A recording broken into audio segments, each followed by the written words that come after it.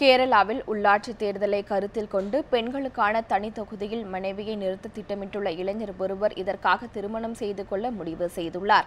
கேரள மாநிலத்தில் நவம்பர் 2ஆம் தேதி உள்ளாட்சி அமைப்புகளுக்கான தேர்தலில் ஆளும் காங்கிரஸ் கட்சிக்கும் இடதுசாரி ஜனநாயக முன்னணிக்கும் இடையே நேரடி போட்டி நிலவி வருகிறது. இந்த நிலையில் கொல்லம் மாவட்டம் நேவாதாசர் பஞ்சாயத்து தேர்தலில் KR ராஜேஷ் என்பவரை நிறுத்த இடதுசாரி கூட்டணி திட்டமிட்டிருந்தது. ஆனால் அத்தொகுதி பெண்களுக்கான தனி தொகுதி என்பது தெரியவந்ததை அடுத்து இளைஞரை திருமணம் செய்து கொள்ளுமாறு மார்க்சிஸ்ட் கம்யூனிஸ்ட் கட்சி அறிவுறுத்தியது.